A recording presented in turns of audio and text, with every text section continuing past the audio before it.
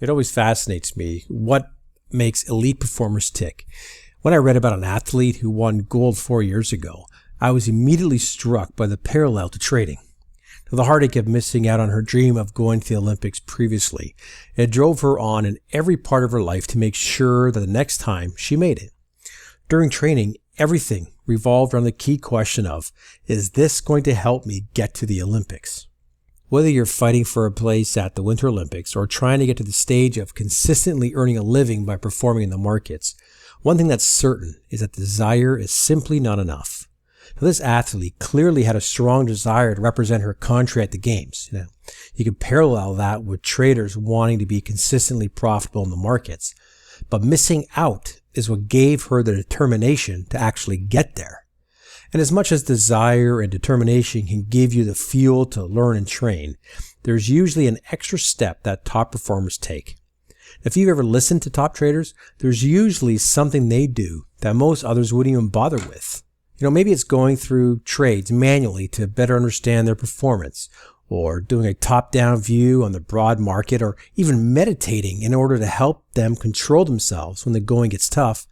Top traders generally go above and beyond what most others do. Now, this really underscores their attitude in general.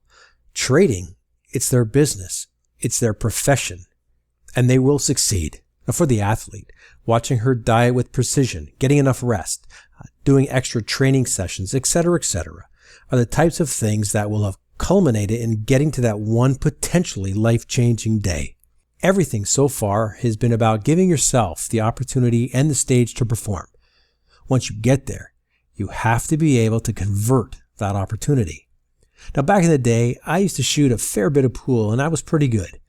But I remember going on a terrible streak where I just could not finish the black or the 8-ball.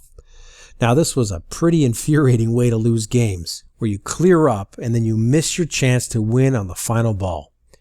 You see your opponents slowly potting their balls, and it can be pretty tough to get another opportunity while they're doing it given the number of their balls that are now in your way. Then someone said to me that I was suffering from black eye. I'd never heard of this before, but the guy assured me it was a pretty common thing. Simply put, it's when a player can't pot the black due to nerves.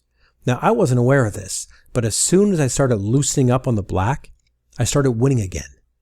In the same kind of way, competing for a medal at the Winter Olympics or taking a trade setup that you've been waiting ages for, it's all about managing fear and expectations. Now, this particular athlete talked about this moment of truth in an important way.